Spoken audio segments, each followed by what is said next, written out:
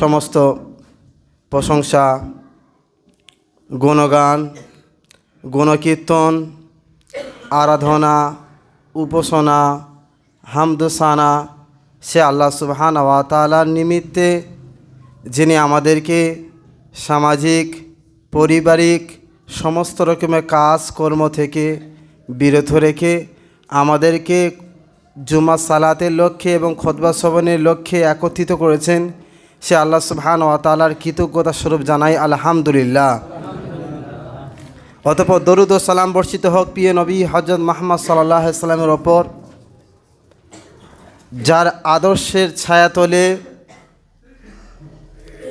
অধিকাংশ মুসলিম ইসলাম ধর্মের প্রবেশ করেছে, অধিকাংশ মুসলিম ইসলাম ধর্মের ছায়াতে আশ্রয় নিয়েছে। সেই মহান ব্যক্তিত্বের নিমিত্তে দরুদ ও সালাম পাঠের লক্ষ্যে সংক্ষিপ্ত সারে দরুদ পাঠ করি। আল্লাহুম্মা সাল্লি আলাই, আল্লাহ বারিক আলাই, আল্লাহুম্মা আমিন। সম্মানিত পশ্চিমপাড়া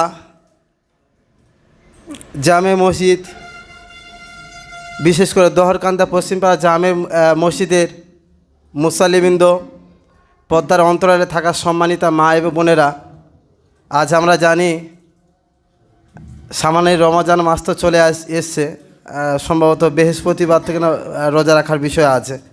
যাই হোক,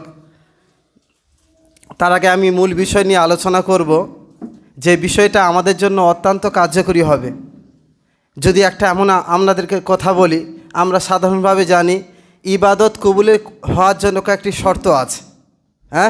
তার মধ্যে সবচেয়ে উচ্চমানের যে শর্তটা হবে, যে ইবাদত যেটা আমি করব সে যেন বেদাতি পন্থা না হয়, আর ইবাদত যেন পরিশুদ্ধ রাসূল সাল্লাল্লাহু আলাইহি ওয়াসাল্লামের সুন্নাহ মোতাবেক হতে হবে। দ্বিতীয় নাম্বার, ইবাদতের মধ্যে যেন ইখলাস থাকে। কি থাকতে হবে? ইখলাস থাকতে হবে। তারপরে আমরা আরও অন্য ক্ষেত্রে আমরা ভাবি যে শিরকি কর্মকাণ্ড করলে কখনো জান্নাতে যাওয়া যায় না, কখনো জান্নাতে যাওয়া যাবে না, এবং আল্লাহ সুবহানাহু ওয়া তাআলা ক্ষমা করবেন না যদি সেটা শিরকটা ইচ্ছাকৃতভাবে হয়ে থাকে। বুঝতে পারলেন? কিন্তু তারপর ইসলামে এমন কিছু বিষয় আছে যার মাধ্যমে আপনি ইবাদত বন্দেগী প্রচুর করেছেন, আপনার কাছে শিরিক নেই, আপনার কাছে শিরিকই নাই, কিন্তু আপনার কাছে আমলগত দিক দিয়ে কোনো বেদাতি আমলও নাই আপনার মধ্যে, কিন্তু ইবাদত আলহামদুলিল্লাহ অনেক করেছে।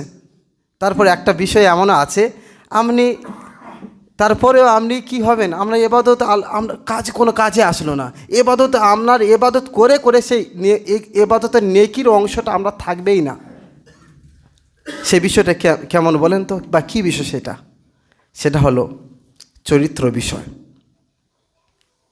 চরিত্র বিষয়। আমাদের সমাজ এটা জানে যে মুসাল্লি নামাজ পড়ে পড়ে কপালে দাগ পড়ে গিয়েছে, মনে হয় যেন সমাজের মধ্যে সবচেয়ে ধার্মিক ব্যক্তি ওই ব্যক্তি, ধার্মিক মহিলা ওই ব্যক্তি। তবে ব্যতিক্রম হতে পারে, তার যদি আখলাক চরিত্র উন্নত মানে হতে পারে, সে অবশ্যই সে ধার্মিক ব্যক্তি, কোনো সন্দেহ নাই। কিন্তু আমাদের যেটা মৌলিকভাবে ধরা হয় যে সমাজের মধ্যে যে ব্যক্তি তাহাজ্জুদ সালাত মিস করে না, নামাজ পড়ে পড়ে কপালে দাগ পড়ে গিয়েছে, অথচ নামাজ পড়ে দাগ পড়ার কারণেও দেখা যাচ্ছে নামাজ পড়ে গিয়ে বাড়িতে গেল, নিজের স্ত্রীর সাথে ভালো ব্যবহার করতে শিখল না, নিজের বাবার সাথে ভালো ব্যবহার করতে শিখল না, নিজের পরিবারের সাথে ভালো ব্যবহার করতে শিখল না, নিজের ভাইয়ের সাথে ভালো ব্যবহার করতে পারল না, নিজের প্রতিবেশীর সাথে খারাপ ব্যবহার করে, তার চরিত্র কেমন হতে পারে? ইসলাম ধর্ম শুধুমাত্র মৌলিক কিছু ইবাদত বন্দেগীর সমষ্টিগত মিলিয়ে একটা ইসলাম ধর্ম নয়।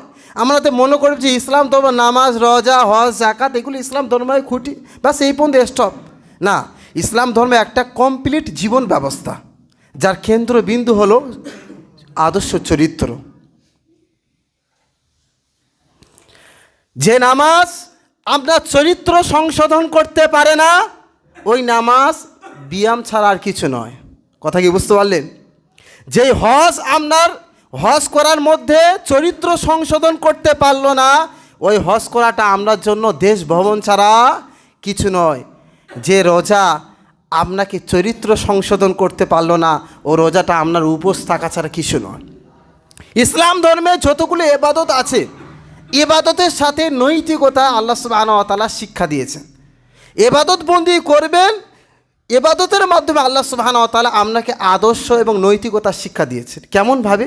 সামনে রমাজান আসছে, রমাজান থেকে আমাদের অনেক একজন মুমিন ব্যক্তির কি কি গুণাবলী থাকা দরকার, একজন আদর্শ ব্যক্তির তার মধ্যে কি কি নৈতিক চরিত্র থাকা দরকার, সেটা আল্লাহ সুবহানাহু ওয়া তাআলা রমাজানের ইবাদত বন্দির মধ্যে সেটা উল্লেখ করেছে। কেমনভাবে বলি? রোজা এমন একটি বিষয় যার মধ্যে আমরা ধৈর্যশীল শেখাবে।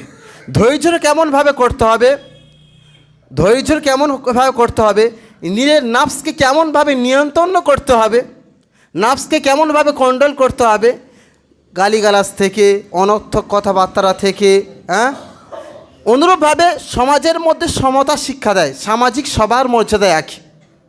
কথা কি বুঝতে পারলেন? আল্লাহ সুবহানাহু ওয়া তাআলা রমাজানে ফিতরাকে ওয়াজিব করেছে, তাই না? নবী সাল্লাল্লাহু আলাইহি ওয়াসাল্লাম ফিতরাকে ওয়াজিব করেছেন, ফরজ করে দিয়েছেন। কিন্তু কাদের জন্য? ধনীদের জন্য কি আলাদা ক্যাটাগরি? আর গরিবদের কি আলাদা ক্যাটাগরি? সবার জন্য আল্লাহ সুবহানাহু ওয়া তাআলা নবী সাল্লাল্লাহু আলাইহি ওয়াসাল্লাম ফরজ করেছেন। ঈদের মাঠে প্রত্যেকে কাঁধের সাথে কাঁধ মিলিয়ে এবং গোড়ালির সাথে গোড়ালি মিলিয়ে ঈদের নামাজে সবাই সামিল হতে হবে, কোনো ভেদাভেদ নেই। এমনকি ইসলাম ধর্মে রোজাটা এমন একটি নৈতিকতা শিক্ষা দিয়েছে, সেটা হলো আপনি মিথ্যাবাদী থেকে পরিহার করতে হবে।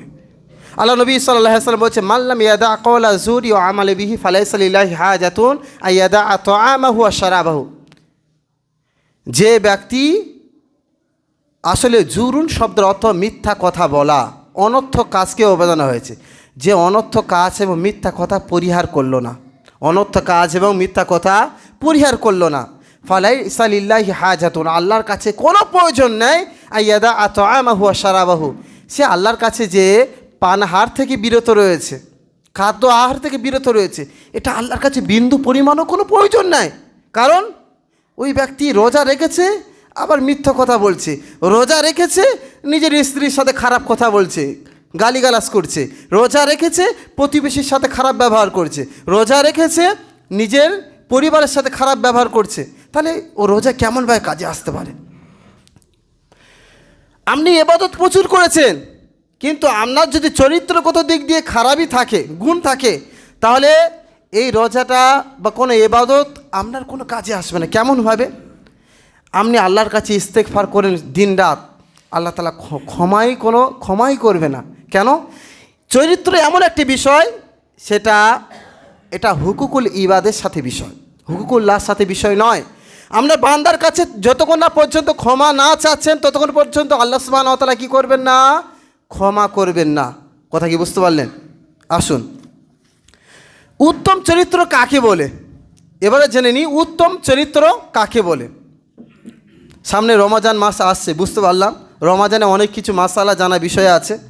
বিশেষ করে যে আমরা সাধারণ একজন তালিম মনে করি, আর এই সমস্ত মাসালাগুলিকে আমরা অ্যাকচুয়ালি নকল করি। আমরা তো মাসালা দেওয়ার এই বিষয়ে বলার আমরা সামর্থ্য রাখি না, বা দেওয়ার আমরা যোগ্যতা রাখি না। এগুলো আমি সাধারণভাবে নকল করি, বলা আমাদের ফতোয়াগুলো সেগুলো আমরা নকল করে দিই। শেখ বিষয়টা আলোচনা করবেন শেখ আবুল বাসার সালাফি, উনি এই মসজিদে ইমাম তো আলহামদুলিল্লাহ। তারপরে আরও সবচেয়ে বড় পরিচয়, উনি আমার শিক্ষক, প্রাথমিক যিনি শিক্ষা দিয়েছেন শেখ আবুল বাসার সালাফি রাহিমাহুল্লাহ। যাই হোক, উনি আমার শিক্ষক ছিলেন, ঘোড়া সালাফিয়া মাদ্রাসায় তখন পড়াতেন, ওনার কাছ থেকে আমি প্রাথমিক শিক্ষা অর্জন করেছি। যাই হোক, উনি আলোচনা করবেন পরবর্তী সপ্তাহে। তাহলে উত্তম চরিত্র কাকে বলা হয়? প্রশ্ন আসছে, উত্তম চরিত্র কাকে বলা হয়? রাসূল সাল্লাল্লাহু আলাইহি ওয়াসাল্লাম তিনি হাদিস বর্ণনা করেছেন, তিরমিজি 2005 নম্বর হাদিস। রাসূল সাল্লাল্লাহু আলাইহি ওয়াসাল্লাম বলছেন, ওয়াসাফা হুসনুল খুলুক, উত্তম চরিত্রে বর্ণনা করছেন। উত্তম চরিত্র কাকে বলা হয় সেটাকে বর্ণনা করছে রাসূল সাল্লাল্লাহু আলাইহি ওয়াসাল্লাম। তিনি বলছেন, ফাকালা হুয়া বাস্তুল ওয়াজহা, সর্বদা হাসি মুখে থাকা। একজন ধার্মিক পুরুষ মানুষের সাথে কথা বলার ক্ষেত্রে, মানুষের সাথে একে অপরের কথা বলার ক্ষেত্রে তার প্রথম নাম্বার গুণ হবে হাসি মুখে কথা বলা। অনেকে আছে এমনটা সমাজের ভিতরে দেখা যায়, বাস্তব। এরকম উদাহরণের সাথে মিলে গেলে বা এই মধ্যে গুণ নাও থাকতে পারে, তাই বলে আমার ওপর রাগ করবেন না ভাই। সমাজের মধ্যে এরকম দেখা যায়, অনেক ধনী বা প্রভাবশালী ব্যক্তি আছে, কাউকে ছোট ব্যক্তিকে দেখে সালাম দেয় না। অনেক আবার এমন ব্যক্তি আছে তাদের ক্ষেত্রে যদি সালাম প্রদান করা হয়, সালামের উত্তর ভক্তি সহকারে দেয় না। ওয়ালাইকুম আসসালাম, যে আপনাকে সালাম দিয়েছে তার চেয়ে উত্তর যখন আপনি দেবেন তার চেয়ে বেশি ভক্তি করে দেওয়া আপনার উচিত। রাসূল সাল্লাল্লাহু আলাইহি ওয়াসাল্লাম এটাই বলছে, একজন মুমিনের তার চরিত্র কেমন হওয়া উচিত, তার বৈশিষ্ট্য কেমন হওয়া উচিত, তিনি উত্তম চরিত্র বৈশিষ্ট্য দিচ্ছে। ফাকালা হুয়া ব্যস্তুল ওয়াজহা, হাসি মুখে থাকা, ও বাজলুল মারুফ, সর্বদা ভালো কাজে উপকার করা, কল্যাণময় কাজে উপকার করা। রাস্তা দিয়ে যাচ্ছেন, দেখলেন রাস্তা একটা ইট পড়ে আছে, পাথর পড়ে আছে, ওখান থেকে অনেক মানুষ হোঁচট খেতে পারে, আঘাতপ্রাপ্ত হতে পারে, আপনি রাস্তা থেকে সরিয়ে দিলেন। কোনো ব্যক্তি সাইকেলে পিছনে মাল নিয়ে যাচ্ছে, মালটা পড়ে গেল, আপনি সঙ্গে সঙ্গে কী করলেন, মালটাকে তুলে সহযোগিতা করলেন।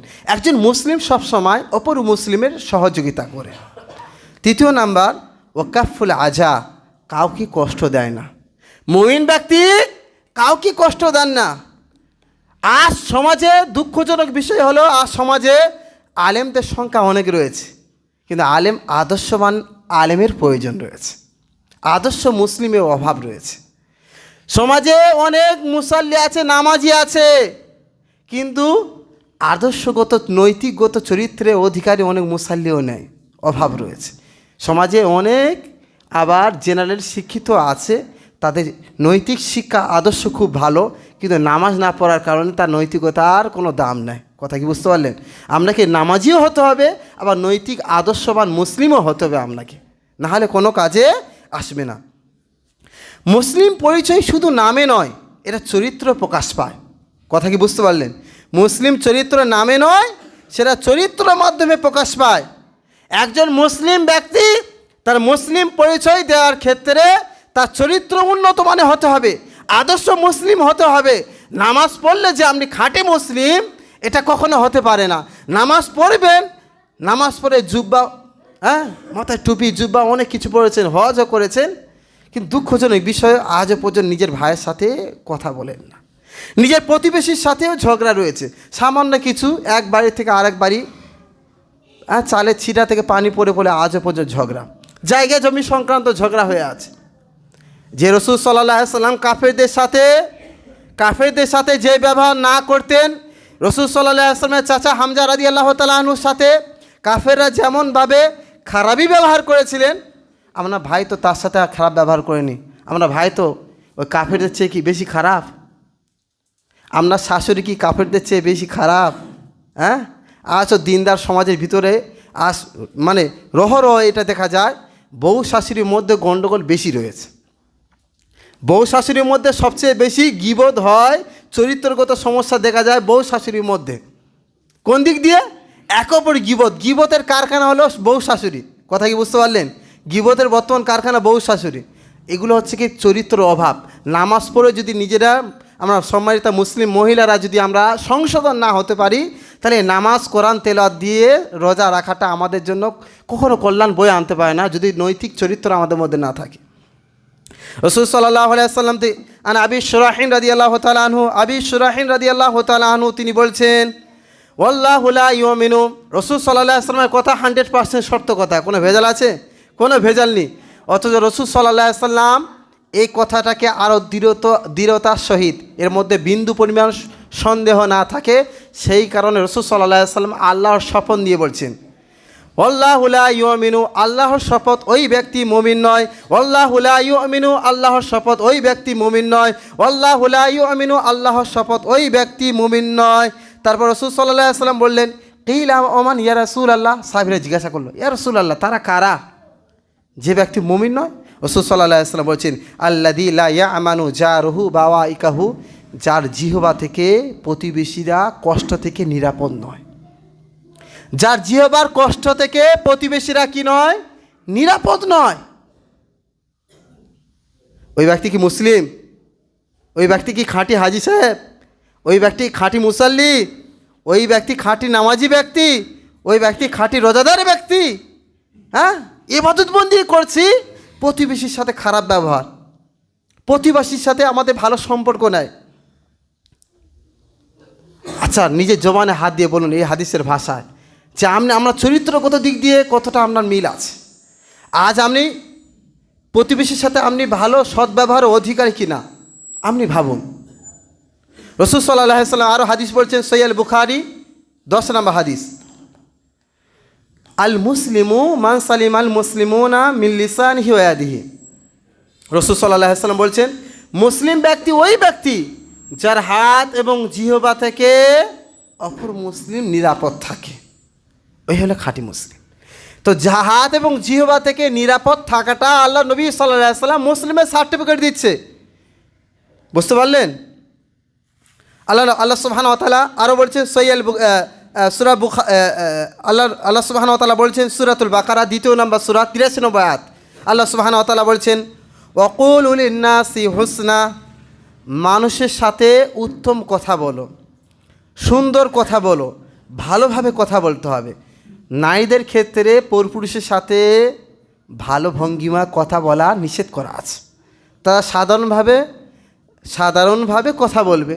বিশেষ করে আল্লাহ সুবহানাহু ওয়া তাআলা সূরাতুল আহজাব 32 নম্বর আয়াতে আল্লাহ সুবহানাহু ওয়া তাআলা নবী সাল্লাল্লাহু আলাইহি ওয়াসাল্লামের স্ত্রীদেরকে উল্লেখ করে বলছেন, তোমরা অন্য কোনো নারীদের মতো নয়, তোমরা যখন কোনো পরপুরুষের সাথে কথা বলবে তাহলে তোমরা মিষ্টি ভাষায় কথা বলবে না, কারণ যাদের অন্তরে ব্যাধি রয়েছে তারা তোমাদের প্রতি কী হবে? আক্রান্ত হবে। বুঝতে পারলেন? তাহলে নারীদের ক্ষেত্রে পরপুরুষের সাথে মিষ্টি ভাষায় কথা বলা, এটা আবার ইসলামে এটা অনুত্তম, এটা অ্যাকচুয়ালি বৈধ করেনি। কিন্তু পুরুষের ক্ষেত্রে একজন সে মিষ্টি ভাষায় সবার সাথে কথা বলবে, একজন পুরুষে তার নৈতিক দায়িত্ব এবং তার কর্তব্য। তৃতীয় নম্বর হলো উত্তম চরিত্র ঈমানের পরিপূর্ণতা আনে। একজন মুসলিম সে কখনো ইবাদত বন্দেগীর মাধ্যমে ঈমানের পরিপূর্ণতা আনতে না পারে না যদি তার মধ্যে নৈতিক চরিত্র না থাকে। কথা কি বুঝতে পারলেন? আদর্শ চরিত্র তার মধ্যে না থাকে, আদর্শ মুসলিম না হয়ে থাকে, তাহলে সে পূর্ণাঙ্গ পরিপূর্ণ ঈমানের অধিকারী হতে পারে না। কারণ এ বিষয়ে রাসূল সাল্লাল্লাহু আলাইহি ওয়াসাল্লামের হাদিস, আকমালুল মুমিনিনা ঈমানান আহসানুহুম খুলুকান, ঈমানের দিক দিয়ে সবচেয়ে পরিপূর্ণ মুমিন সে যার চরিত্র হলো উত্তম। ঈমানের দিক দিয়ে পরিপূর্ণ মুসলিম ব্যক্তিকে যার চরিত্র হলো উত্তম, এটা আমাদেরকে বুঝতে হবে। উত্তম চরিত্র মাপকাঠিকে হযরত মুহাম্মদ সাল্লাল্লাহু আলাইহি ওয়াসাল্লাম, আমাদের জন্য উত্তম চরিত্রের মাপকাঠি হলো মুহাম্মদ সাল্লাল্লাহু আলাইহি ওয়াসাল্লাম। আমাদের চরিত্রগত দিক দিয়ে কেউ আমাদের আদর্শ হতে পারে না, রাসূল সাল্লাল্লাহু আলাইহি ওয়াসাল্লাম আমাদের একমাত্র আদর্শ। আর মহিলাদের ক্ষেত্রে রাসূল সাল্লাল্লাহু আলাইহি ওয়াসাল্লামের মধ্যে যে সমস্ত চরিত্রগুলো ছিল, যে সমস্ত চরিত্রগুলো পুরুষের জন্য করণীয়, সেগুলো পুরুষরা নবী সাল্লাল্লাহু আলাইহি ওয়াসাল্লামকে ফলো করবে। আর নারীগত দিক দিয়ে যে সমস্ত চরিত্রগুলো আছে, সেই সমস্ত চরিত্রগুলো কাদেরকে ফলো করবে? নবী সাল্লাল্লাহু আলাইহি ওয়াসাল্লামের স্ত্রীদেরকে ফলো করবে। কথা কি বুঝতে পারলেন? সেই ক্ষেত্রে আল্লাহ, আমি একটা আয়াত বলেছিলাম সূরাতুল আহজাব 32 নম্বর আয়াতে আল্লাহ সুবহানাহু ওয়া তাআলা নারীদের কেন উদ্ধৃতি দিলেন, নবী সাল্লাল্লাহু আলাইহি ওয়াসাল্লামের স্ত্রীদের কেন উদ্ধৃতি দিলেন? জানার বিষয়। কারণ নারীরা হলো তাদের মডেল, বা নারীরা যাদের আদর্শ বা তাদের অনুকরণীয়, যাকে অনুকরণ করবে তারা হলো কারা? নবী সাল্লাল্লাহু আলাইহি ওয়াসাল্লামের স্ত্রীগণ। এ বিষয়ে আল্লাহ সুবহানাহু ওয়া তাআলা তিনি বলছেন সূরাতুল আলা, আল্লাহ সুবহানাহু ওয়া তাআলা তিনি বলছেন সূরাতুল কালাম, আল্লাহ সুবহানাহু ওয়া তাআলা কি বললেন? ওয়া ইন্নাকা লাআলা খুলুকিন আযীম। হযরত মুহাম্মদ সাল্লাল্লাহু আলাইহি ওয়াসাল্লামের চরিত্রকে হযরত মুহাম্মদ সাল্লাল্লাহু আলাইহি ওয়াসাল্লাম হলেন সর্বোত্তম চরিত্রের অধিকারী। আচ্ছা, আজিম শব্দটা কোন জায়গায় ব্যবহার হয় বলেন তো? আমরা রুকুতে আজিম শব্দ বলি, তাই না? এই আজিম শব্দটা অ্যাকচুয়ালি আল্লাহ সুবহানাহু অধিকাংশ ক্ষেত্রে আল্লাহ সুবহানাহু ওয়া তাআলার জন্য ব্যবহার হয়ে থাকে। অথচ মুহাম্মদ সাল্লাল্লাহু আলাইহি ওয়াসাল্লামের চরিত্রগত দিক দিয়ে আল্লাহ সুবহানাহু ওয়া তাআলা সার্টিফিকেট দিচ্ছেন যে ওয়া ইন্নাকা লাআলা খুলুকিন আযীম। মুহাম্মদ সাল্লাল্লাহু আলাইহি ওয়াসাল্লাম হলেন উত্তম চরিত্রের অধিকারী। এছাড়া আল্লাহ সুবহানাহু ওয়া তাআলা আরও বলছেন সূরাতুল আহজাব 21 নম্বর আয়াতে আল্লাহ সুবহানাহু ওয়া তাআলা বলছেন, লাকাদ কানা লাকুম ফি রাসূলিল্লাহি উসওয়াতুন হাসানা, তোমাদের জন্য রয়েছে মুহাম্মদ সাল্লাল্লাহু আলাইহি ওয়াসাল্লামের মধ্যে উত্তম চরিত্র আদর্শ। বুঝতে পারলেন? যে মুহাম্মদ সাল্লাল্লাহু আলাইহি ওয়াসাল্লাম প্রেরণ করার অন্যতম উদ্দেশ্য, কয়েকটি উদ্দেশ্য ছিল, তার মধ্যে অন্যতম একটা উদ্দেশ্য হলো কি? যে জাহেলিয়াতের যুগে, বর্বরতার যুগে তারা নারীদেরকে অবহেলিত নজরে নারীদেরকে অবহেলার নজরে দেখতো, তাদেরকে যথেষ্ট মর্যাদা দেওয়া হতো না। মুহাম্মদ সাল্লাল্লাহু আলাইহি সাল্লামের মাধ্যমে আল্লাহ সুবহানাহু ওয়া তাআলা নারীদের মর্যাদা দিয়েছেন, অর্থাৎ ইসলাম ধর্মে নারীদের মর্যাদা দিয়েছেন। ইসলাম ধর্মে গরিব এবং আমির ধনী উভয়ের মর্যাদা আল্লাহ সুবহানাহু ওয়া তাআলা তিনি দিয়েছেন। যেমন আল্লাহ সুবহানাহু ওয়া তাআলা তার আল্লাহ নবী সাল্লাল্লাহু আলাইহি সাল্লাম তিনি মুআত্তা মালিক 1614 নম্বর হাদিসের মধ্যে বলেছেন, ওয়া ইন্নামা বুইস্তু লিউতিম্মামা মাকারিমাল আখলাক, আমি প্রেরিত হয়েছি উত্তম চরিত্রের পরিপূর্ণতা দিতে। উত্তম চরিত্রের পরিপূর্ণতা দিতে আমি প্রেরিত হয়েছি। কে হয়েছেন? হযরত মুহাম্মদ সাল্লাল্লাহু আলাইহি সাল্লাম প্রেরণ করার পিছনে অন্যতম কারণ হলো উত্তম চরিত্র প্রেরণ, সমাজের মধ্যে উত্তম চরিত্র প্রতিষ্ঠিত করা। কথা কি বুঝতে পারলেন? তাহলে মুসলিম সমাজে যদি আমরা আমাদের চরিত্র যদি উত্তম করতে পারি, তাহলে শত্রুরাও আপনার আপন হবে। তার মধ্যে সবচেয়ে কৌশলগত যে আমলটা, সেটা হলো সালাম দেওয়া। বারংবার যখন আপনার শত্রুকে সালাম দেবে, অটোমেটিক আপনার প্রতি মন গলে যাবে। কথা কি বুঝতে পারলেন? অটোমেটিক তার প্রতি আপনার মন গলে যাবে, একে অপরের প্রতি মন গলে যাবে, ভালোবাসার সৃষ্টি হবে। তা বারংবার সালাম দেবেন হাসি মুখে এবং তাদের সাথে ভালো ব্যবহার করবেন। ভালো ব্যবহার, ভালো কথাবার্তাতে শত্রুরা হবে আপনার আপন হবে। আজ সমাজের মধ্যে দেখা যায়, বিশেষ করে আলেম সমাজ বলো বা দলগত দিক দিয়ে আছে, কত রকমের আছে। বিশেষ করে একটা দল পাওয়া যেত যে তবলিগি জামাত, তাদের মেহনত আলহামদুলিল্লাহ খুবই ভালো, অস্বীকার করার প্রয়োজন, প্রচুর মেহনত করে। কিন্তু মেহনতে পরিশ্রম যদি টাকা যদি জাল নোট পায় তো কেমন হয়?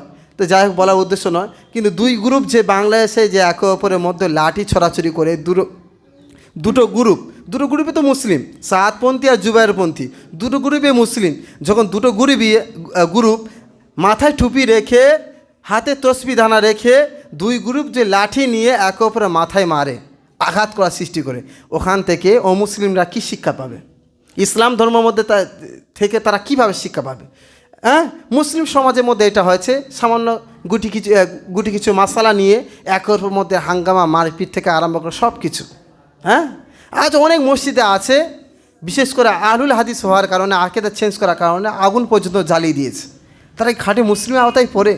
ওই সামলা নামক গ্রামে একটা মসজিদ তৈরি হয়েছে, আগুন দিয়ে পুরো একদম জ্বালিয়ে দিল। আদৌ কেউ খাঁটি মুসলিম হতে পারে? এটা কি তাদের নৈতিক চরিত্র ছিল? এটা কি তারা নবীর আদর্শ পেয়েছে আদৌ? এটাকে মানুষকে দাওয়াত দেওয়ার অন্যতম হিকমা বা পদ্ধতি? না, এগুলো কখনো হতে পারে না। আদর্শ মুসলিমের মৌলিক কিছু গুণাবলীর বিষয়ে আমি আলোচনা করব। যে মুহাম্মদ সাল্লাল্লাহু আলাইহি সাল্লাম তায়েফবাসীর নিকট দাওয়াত দিতে গিয়েছিলেন হযরত মুহাম্মদ সাল্লাল্লাহু আলাইহি সাল্লাম, তখন তায়েফবাসীরা তাকে পাথরে পাথর নিক্ষেপ করে রাসূল সাল্লাল্লাহু আলাইহি সাল্লামকে এতটা রক্তাক্ত করে দিয়েছিল, তার রক্ত শরীর থেকে বয়ে এমনকি পায়ের পাতা পর্যন্ত পৌঁছে গিয়েছিল। সেই রক্তাক্ত শরীরে হযরত মুহাম্মদ সাল্লাল্লাহু আলাইহি সাল্লামের কাছে ফেরেশতারা এসেছিলেন। ফেরেশতা এসে এই কথা বললেন, রাসূল, আপনি যদি অনুমতি দিন তো দুই তায়েফবাসীর দুই পাহাড় থেকে একে অপরে দুই তায়েফবাসীদেরকে কী করে দেবো? ধ্বংস করে দেবো। তো রাসূল সাল্লাল্লাহু আলাইহি সাল্লাম এই কথা বলেছিলেন।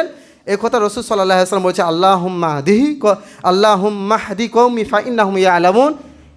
হে আল্লাহ, আমার কওমকে হেদায়েত দিন, তারা জানে না।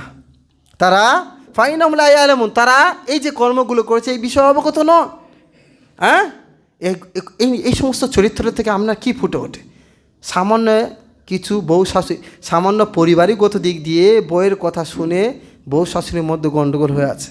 নিজের ভাইয়ের থেকে তো গণ্ডগোল আছে, অর্থনৈতিক কারণ হোক বা জমি জায়গা সংক্রান্ত হোক, আজও পর্যন্ত নিজের ভাইদের সাথে কথাবার্তা হয় না। আচ্ছা বলুন আপনার ভাই কি কাফেরদের চেয়ে কি খারাপ, মুশরিকদের চেয়ে খারাপ? আপনি কেমন নামাজি, নিজের ভাইয়ের সাথেও ভালো সম্পর্ক নেয়? এটা ভাবনা চিন্তা করে আজই একে অপরের মাধ্যমে আপনারা ক্ষমা চেয়ে নিন, একে অপরের মধ্যে ক্ষমা চেয়ে নিন, এটা হবে আপনার জন্য কল্যাণকর। আল্লাহ সুবহানাহু ওয়া তাআলার কাছে দোয়া করি, আল্লাহ সুবহানাহু ওয়া তাআলা যেন আমাদের প্রত্যেকে উত্তম চরিত্র অধিকারী বানিয়ে দেয়। বারাকাল্লাহু লানা ওয়া লাকুম ফিল কুরআন।